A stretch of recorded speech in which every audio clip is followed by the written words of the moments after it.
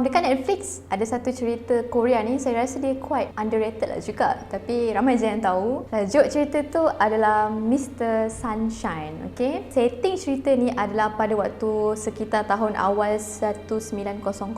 Waktu tu adalah zaman peperangan dekat negara Korea, which is waktu tu adalah kejatuhan Joseon, dan waktu tu Jepun sedang cuba nak invade ataupun sedang cuba nak menjajah negara Korea. So itu adalah dia punya setting masa lah. So cerita ni sebenarnya tentang apa? Cerita ni mengisahkan tentang seorang hero ni, which is dia ni adalah orang yang asal usulnya dari Joseon, orang Korea lah maksudnya, tapi dia dilahirkan dalam keluarga hamba. So keluarga hamba ni, dia adalah hamba kepada satu keluarga yang mulia ni. So nak dipendekkan cerita, ibunya telah pun dibunuh dalam waktu nak menyelamatkan si anak ni, which is the hero lah. So hero ni pula terjumpa ataupun ditakdirkan untuk pergi ke negara US, which is United States, yang mana United States waktu tu memang ada dia punya pengkalan di negara Joseon jugalah. So dia ni pergi ikut seorang pakcik orang putih lah, dan dia dibesarkan di sana sampailah dia ni dapat kerakyatan US. So bila dia dah besar, umur sekitar 30-40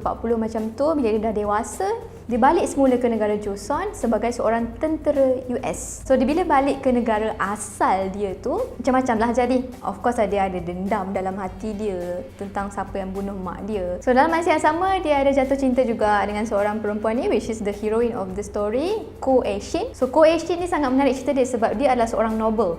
Noble ni maksudnya wanita yang memang terhormat lah, pangkat dia sangat tinggi, tapi dia punya semangat untuk pertahankan negara tu sangat besar, sampaikan dia sanggup untuk pergi belajar senapang and then jadi macam mata-mata waktu malam-malam kan, pakai baju macam ninja macam tu untuk bunuh orang Jepun. Pada waktu tu yang Jepun tengah cuba nak jajah negara Korea. So cerita ni sebenarnya genre dia macam mana?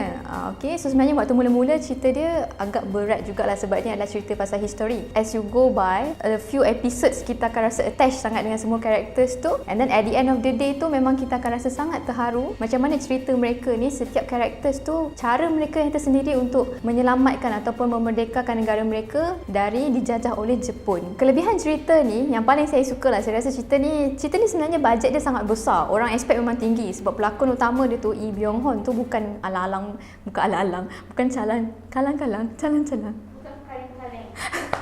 bukan kaleng-kaleng punya orang.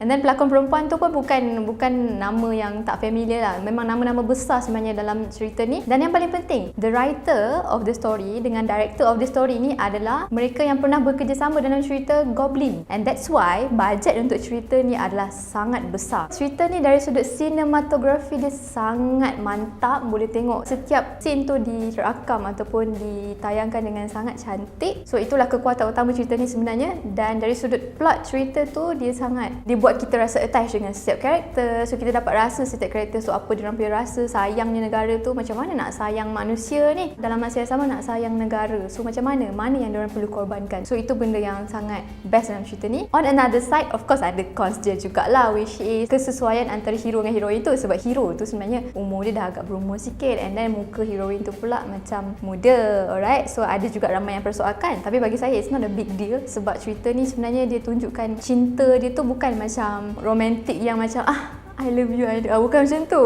Cerita ni dia punya love dia tu quite deep. So bagi saya tak adalah masalah yang besar sangat. Dan yang kedua, ada juga issue of history distortion, yang mana orang Korea pernah jadi isu jugalah. Betul ke history dulu memang betul macam ni, event yang mana datang dulu sebelum kena jajah dengan Jepun kan. So itu antara isu yang pernah ada. Tapi bagi saya, as a history lover and a Korean drama lover, saya rasa cerita ni sangat bagus. Dia punya distortion tu pun taklah sangat signifikan sebenarnya. Dan memang kita dapat rasakan, walaupun kita bukan orang Korea, kita dapat rasa sayang dekat negara kita. Sebab macam mana diorang boleh sayang negara diorang, kita macam mana kita nak sayang negara kita. Okay, so cerita ni rating saya bagi around 8.5. Kenapa 1.5 tu? Sebab mungkin tak berapa sesuai untuk orang yang macam nak cerita yang lightweight ke, memang tak sesuai. Cerita ni quite heavy. Dan yang kedua, dia telah habiskan banyak air mata saya di hujungnya.